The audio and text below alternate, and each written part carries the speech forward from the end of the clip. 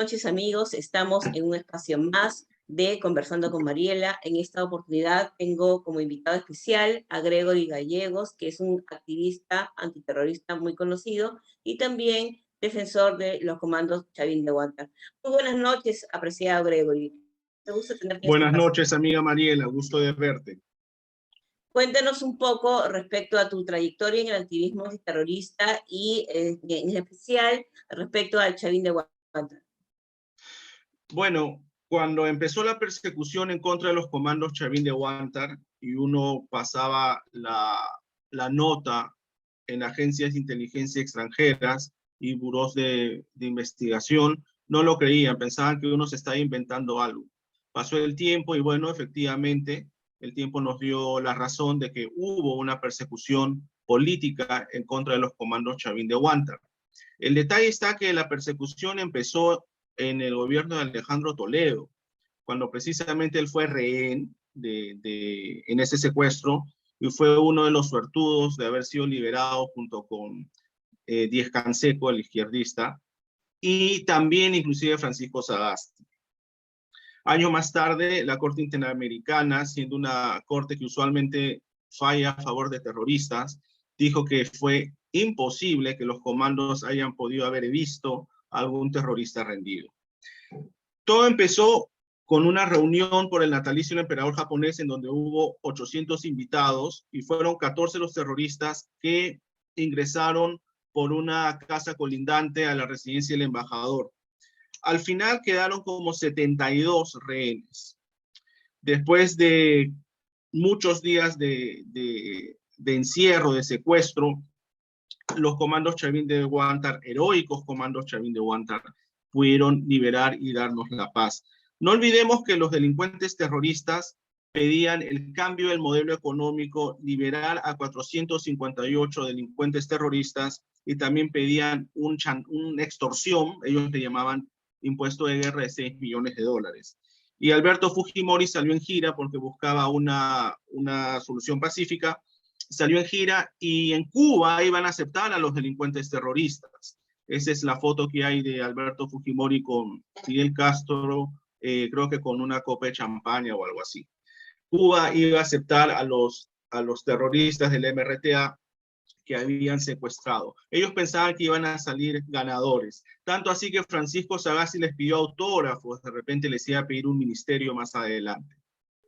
Eran sus rockstar, parece, ¿no? Así es. Los terroristas con Sagasti. Continúa. Así es. Bueno, hay un detalle, porque solamente hablan de Francisco Sagasti de la parte del autógrafo. Pero el mismo Francisco Sagasti en el diario El País en diciembre del 96, cuando él fue liberado, él solo estuvo unos días, él dice que no solamente les pidió autógrafos, porque ese es el término que él usa, pero que también él ayudaba y coordinó con ellos para escribir ciertas pancartas que se colgaron en las ventanas. Entonces no solamente era fan que les pidió autógrafos a Serpa Cartolini, pero también era coordinador de los terroristas para escribir en las cartulinas. Eso hay que tomarlo en cuenta, que esa parte Francisco Sagasti tampoco la dice. Ya, una pregunta, Gregory. ¿Cuál es tu opinión respecto a la persecución política y legal que los caviares y comunistas y terroristas le hicieron a los comandos Chavín de Huántar? ¿Qué alcances tienes al respecto? Bueno, en inteligencia puedes sacar muchas hipótesis, ¿no? Mi hipótesis es que desde que subió Valentín Paniagua, nuestro Estado de Derecho está secuestrado por intereses terroristas. Hubo una pausa en el segundo gobierno de Alan García. Él usó a mi criterio, un arma un poco de doble filo, que fue neutralizar una futura candidatura de Jude Simon, poniéndolo de premier.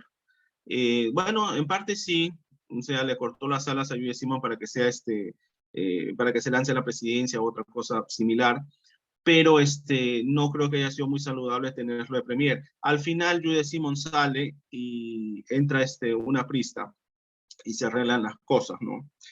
¿Qué es lo que yo creo? Yo creo que el tema comunista no solamente nace de Sendero Luminoso, sino que viene de años, muchos años atrás. Para empezar, las entonces llamadas guerrillas como el MIR, a mi criterio, fueron y son, bueno, ya no existen, ¿no? Los inicios de los grupos terroristas. Mucho se habla que todo empieza en los 80, yo no creo. Yo creo que empieza en esos momentos porque ellos en esa época ya reventaban dinamitas, atentaban en contra de puentes y mataban a muchos miembros de la Guardia Civil. Detrás de esto, en estos momentos, no solamente está el Foro de Sao Paulo, ahora llamado el Grupo de Puebla, pero está Cuba. Mira, el tema de Cuba pasa acá muy suave. Me da gusto que los ciudadanos estén despertando en el tema de Cuba y saludo a los resistentes insurgentes que fueron a la embajada de Cuba. Porque Ahí Cuba, estuve presente, y Andrés.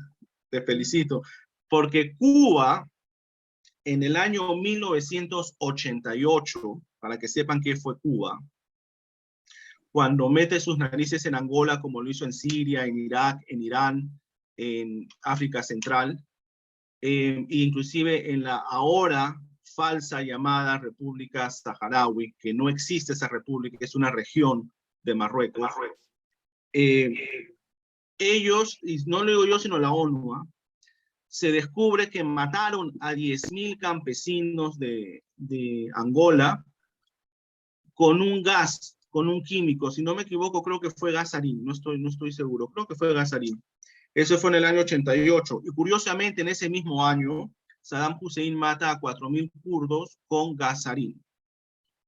Entonces, lo que quiero decir acá es que tienen que entender que Cuba no solamente es una plataforma, o sería una plataforma que entrena terroristas, pero que también desarrolla armas biológicas y armas químicas. Y no lo digo yo, ya esa denuncia la han hecho hace décadas un grupo que se llama Noa Castro, y también creo que hay un foro que es Secretos de Cuba, en donde inclusive ahí hablan de las piscinas bacteriológicas que tendría, yo siempre digo Fidel Castro, a pesar que ya está muerto, porque él ha sido la cabeza de todo, ¿no? Pero Castro en la ubicación de 23 grados, 9.4 minutos latitud norte y 82 grados, 9.35 latitud oeste, tendría piscinas bacteriológicas con el objetivo de producir aflatoxinas, gangrena gaseosa y botulismo. Es sabido que donde se cree que hay más laboratorios bacteriológicos en Cuba, donde Vladimir Cerrón estudió medicina y neurología específicamente. En esas zonas aledañas hay epidemias localizadas y luego controladas. Hay una coincidencia bien rara. Y para que sepan un poco más, en Cuba, la embajada estadounidense de Cuba, ningún diplomático quiere ir ahora porque en los últimos años todos han sufrido de lesiones craneales donde se ha deducido y tenían náuseas, mareos y una serie de síntomas raros. Y los científicos y médicos del ejército han diagnosticado que han sido víctimas de algún ataque con ondas, microondas de baja frecuencia, que usualmente se deben usar para armas de control mental. Entonces, eso es Cuba. Y quiero que la gente lo sepa, o sea, no está lo que yo lo digo, está estipulado en foros cubanos, como por ejemplo Secretos de Cuba, pueden ir en la página web, me parece que es Noa Castro, donde hablan sobre sus piscinas bacteriológicas y también sobre sus armas sónicas, porque eso que ha padecido los diplomáticos norteamericanos son armas sónicas. Eso es Cuba. Esto, Gregory, bueno, sabemos pues que la presencia cada vez mayor de cubanos y venezolanos en el país es más fuerte, pero esto ahora inclusive han quitado ya el tema de visa para los cubanos, o sea, ellos pueden venir libremente aquí a Perú. Y esto, te comento que el día que estuvimos frente a la Embajada de Cuba, hubo un piquete de cubanos que obviamente defendían la revolución antiimperialista y estaban todos ahí peleando contra nosotros. Obviamente vino la policía y protegió ambos frentes, pero hubo un momento en que uno de los que estaban haciendo uso de las palabras, uno de los activistas patriotas, señaló que todos los cubanos que estuvieran indocumentados no podrían ejercer ningún tipo de acto político, ¿no? Porque tendrían que ser, en este caso, deportados, ¿no? Entonces, mira, no pasaron ni 5 minutos y de esos 50 que habían quedaron solo 7 u 8, ¿no? Entonces, hay un montón de indocumentados cubanos aquí en Perú y obviamente bajo las órdenes de un régimen de inteligencia dirigido por este señor, el Gallo Zamora, pero eso es lo que se sabe hasta el momento, pero definitivamente, como tú señalas, refieres, hay una implicancia mayor de todo lo que implica el accionar cubano aquí en Perú, ¿no? Entonces es muy peligroso. ¿Qué alcances adicionales nos tienes al respecto?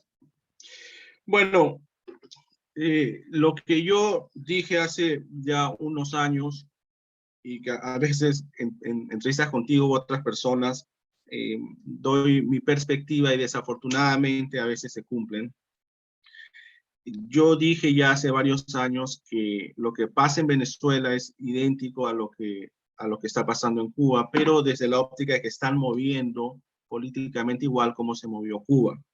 Hubo gente que dijo es imposible porque para empezar Cuba es una isla, pero no me refería a eso. Me refería, número uno, a que en su debido momento Cuba abrió sus cárceles y expulsó a delincuentes, a maleantes, no significa que todos los cubanos sean así, al extranjero. Y muchos llegaron a Perú y hubieron laberintos con esas personas. Es más, creo que cuando ellos llegaron justo se inauguró un parque y lo Claro, sí. destrozaron. En el tema de Venezuela, y que inclusive Vladimiro Montesinos lo ha advertido en redes ya hace años, que había que tener mucho cuidado porque todo indica que es muy probable que el régimen chavista, bueno, de Maduro, va a mandar sicarios al Perú con el solo propósito de generar zozobra. Y claro, si tú analizas ahora, después de tantos años que se ha denunciado, todos estamos de acuerdo en la pena de muerte para los violadores de niños y para la gente, los delincuentes que matan, y para eso habría que sacarnos de la corte, habría que salirnos de la Corte Interamericana, que solo lo podría hacer el presidente. En esta ocasión, quien finge el presidente es Pedro Castillo. Esa parte dirás, pero Leo, ¿y eso no es democrático? Claro que a la democracia nos gusta eso, poner orden. El detalle está en que antes de que ellos siquiera quieran salirse de la Corte Interamericana, un comunista va a querer una constituyente.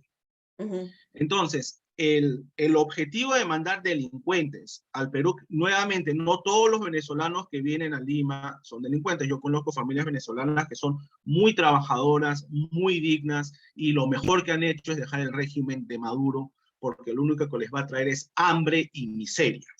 Y a la gente que me escuche que esté en Venezuela no tengan hijos, no, por en serio, no, si quieren tener hijos, salgan de ese infierno. Entonces, ellos lo que preparan es el camino de que la gente esté descontenta, que empiecen a atender los reclamos que no son netamente constitucionales para que el pueblo esté contento, como por ejemplo, la negación fáctica del Congreso, que lo cerró, porque los congresos gozan de impopularidad. Entonces lo cerraron. Ah, bravo, Martín Vizcarra, cerraste el Congreso, eso teníamos que hacer. Ahora que se vayan todos. Cuando la Constitución claramente dice que si tú te tumbas 2 gabinetes, no de manera fáctica, sino haciendo el debido proceso, cierras el Congreso. Y si tú vacas al presidente y la vicepresidente se va, o también la tienen que vacar por lo que sea, entonces asume el presidente del Congreso hasta por máximo un año y habrían elecciones en menos de un año y se elegiría a un presidente. Entonces lo que estamos viendo acá es que ya son 20 años que la gente, bueno, definitivamente las escuelas públicas no enseñan la Constitución, porque si no, los padres de familia o los mismos alumnos se levantarían para hacer valer sus derechos constitucionales en educación, porque la educación es pública, gratuita, inclusiva y de calidad según la Constitución, y nada de eso pasa. muchas escuelas vas y apestan. ¿Dónde está la inclusión? ¿Dónde está la calidad? Cuando llega detergente, lejía, escobas, trapos, y hay personal de limpieza que no son gratuitos. Entonces, acá lo que vemos fue que con Valentín Paniagua, y eso fue yo escucho ahora, no, que fue la coyuntura política, que fue lo mejor que pudo hacerse, que los congresistas también digan, no, ¿sabe qué? Pateamos el tablero y que vengan nuevas elecciones, pero no, de eso no se trata de hacer cumplir la Constitución. Y si había un congresista que está implicado en corrupción, entonces ese congresista es inhabilitado hasta por 10 años. Así de fácil y sencillo. La lectura es esta. Están mal entrenando al pueblo peruano a que manosean la Constitución a su antojo hasta que llegue un dictador suelo. Mira, llega un dictador, como ya a la gente le gusta que manoseen la Constitución, olvídate de las normas que saca el Congreso, olvídate que hay que tener referéndum para constituyente, etcétera, etcétera, y viene un nuevo cambio para mal. Esa es la lectura. Están mal entrenando al pueblo. Vemos pues que están ya obviamente siguiendo todos los pasos para la implementación de la agenda prevista del Foro de Sao Paulo aquí en Perú, y que bueno, lamentablemente como pasó con Venezuela y luego Bolivia, pues este señor Gallo Zamora vino y conjuntamente como lo hicieron en Bolivia con el actual embajador venezolano aquí en Perú, implementaron toda esta agenda castrochavista. La pregunta que te hago, y volviendo al tema de Chavín de Huántar, en esta coyuntura política, si bien ya sabemos que ellos han sufrido persecución política y judicial, obviamente, y aún la siguen sufriendo en algunos casos, y considerando también la coyuntura política que estamos viviendo, la presencia cubana, la presencia como abrumadora de todo este foro de Sao Paulo que quiere apropiarse política y económicamente del Estado peruano, ¿cuáles cuáles son tus alcances respecto a lo que debe ser la población civil en este punto clave en esta historia? Como siempre lo he dicho, los dos pilares fundamentales para la lucha contra el terrorismo en el campo ideológico, que es un campo importantísimo, al igual que el militar, es salud y educación. Entonces, yo creo que hay que hacer valer nuestros derechos. Pónganse a leer la Constitución, pónganse a leer la ley de educación a los padres de familia. Es momento que tanto los SEBA como la educación básica regular se junten. No puede ser posible que existan conflictos entre el COPAI y la PAFA, tienen que estar unidos. Solo así se vence la corrupción y también los planes de sendero luminoso en tumbarse la educación, que ciertamente sucede. O sea, cuando tú ves colegios que no tienen luz, no tienen agua, hay que ponernos a preguntar, ¿qué no existen normas de infraestructura en el Minedu? Entonces, ¿cómo existen esas escuelas? ¿Quién les dio el permiso? ¿Por qué les dan el permiso?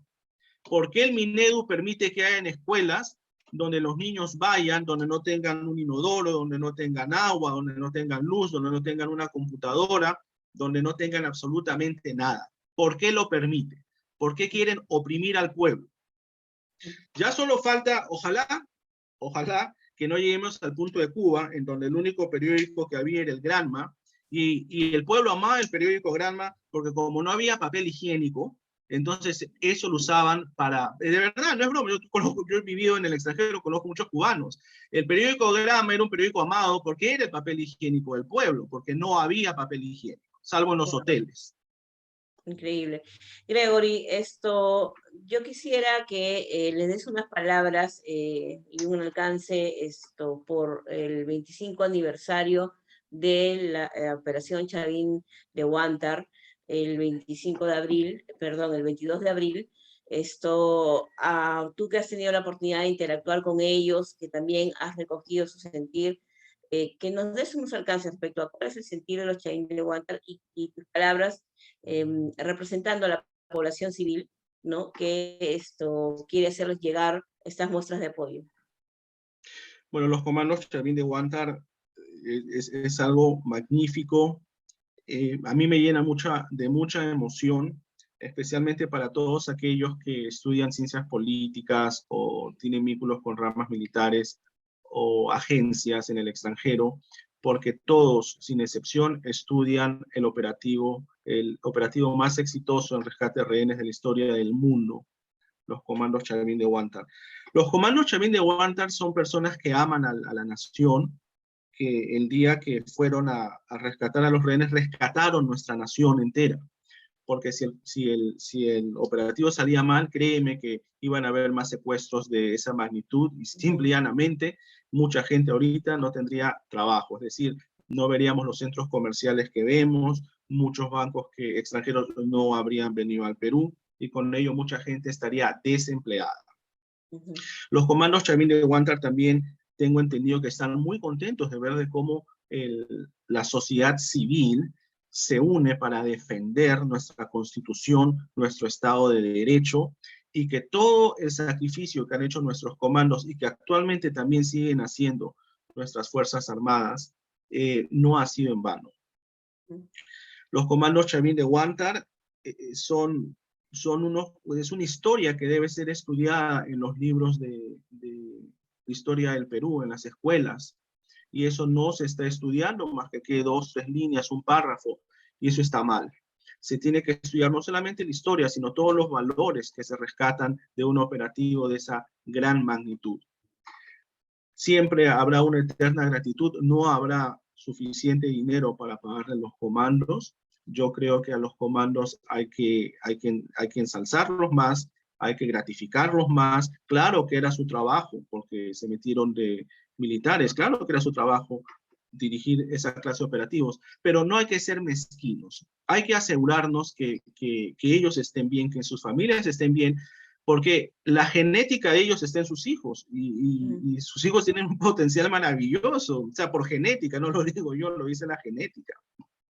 Veo que hay comandos que siguen muy extremadamente interesados en la nación, y diría que todos, y tenemos también comandos como el general Williams, que está ahora en el Congreso, y estoy seguro que está haciendo un trabajo extraordinario, y tal vez cosas que ni yo sé y el pueblo no sabe, pero cosas extraordinarias.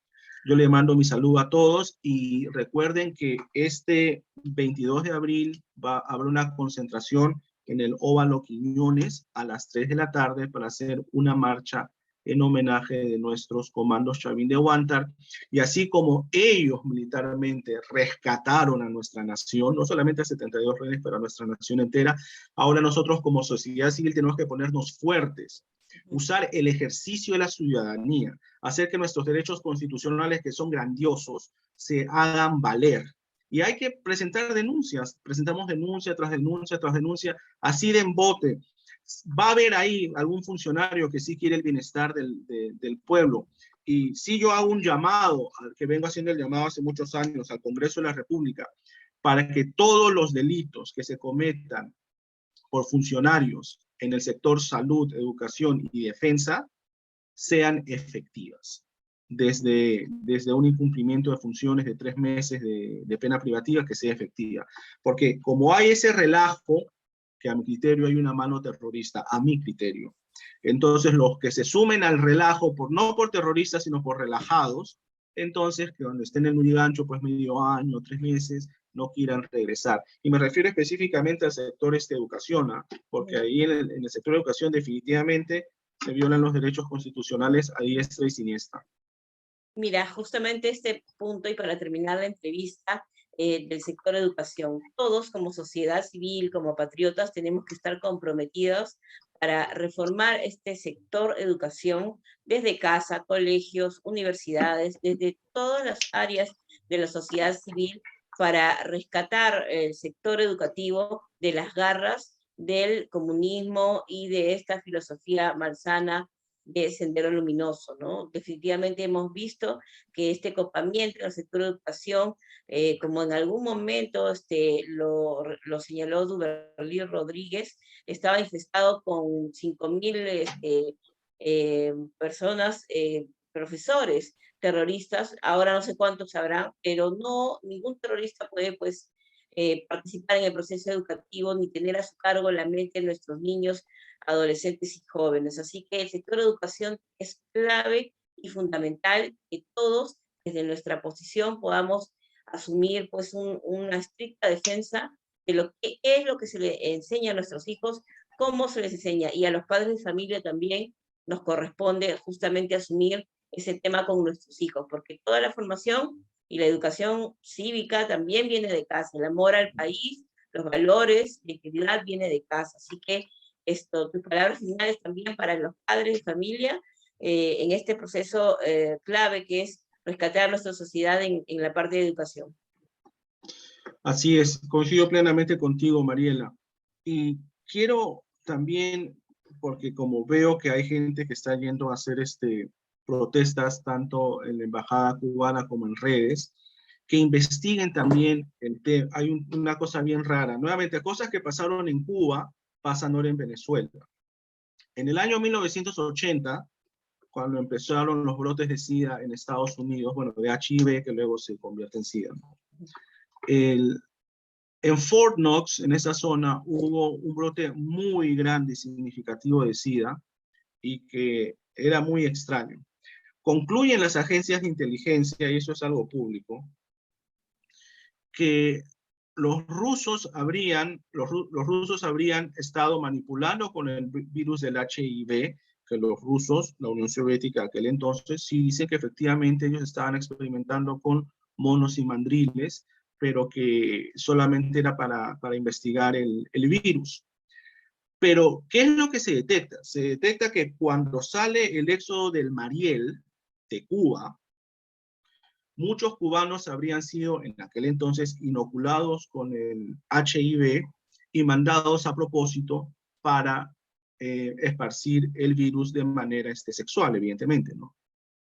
Y ahora vemos, y no lo digo yo, o sea, pueden ver las estadísticas, de que existe una curiosa estadística en donde las enfermedades de transmisión sexual se han elevado bastante desde más o menos los tiempos que existe el éxodo de Venezuela.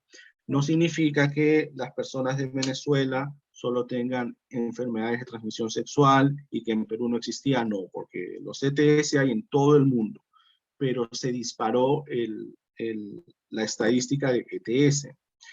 Habría que ver, a mi criterio, en qué momento inocularon a esa pobre gente, ¿eh? Pero te repito, muchas cosas que pasaron en Cuba hace más de medio siglo están pasando exactamente igual en Venezuela, con la diferencia que tenemos al Gallo Zamora recontra corregido y aumentado ahora en el Perú. Así es, en su máxima potencia, sí, pues. Exacto, yo tengo fe y confianza que suba a la derecha y lo saque a ese señor. Y la verdad, a todos aquellos turistas que quieran ir a Cuba, no vayan, porque de toda la plata que dejan, posiblemente es $1 nomás vaya al pueblo y el resto vaya ni siquiera a Cuba, sino a los bolsillos de la familia Castro. Así que si quieren, si hay alguien, si eres de derecha, si eres democrático, si eres republicano, si eres anticomunista, antiterrorista, no vayas de turismo a Cuba, por más bonitas que sean sus playas. Gracias, Gregory, por tus alcances y, como siempre, comprometidos en la lucha patriota. Tenemos una cita este viernes 22 a las 3 de la tarde en el Óvalo Quiñones. Toda la población que se considera realmente patriota, que ama la democracia y que defiende la Constitución, por unos héroes tan vivos y reales como son el Comando Chavín de Huántar. Muchas gracias, Gregory. Muy buenas noches. Buena suerte. Adiós.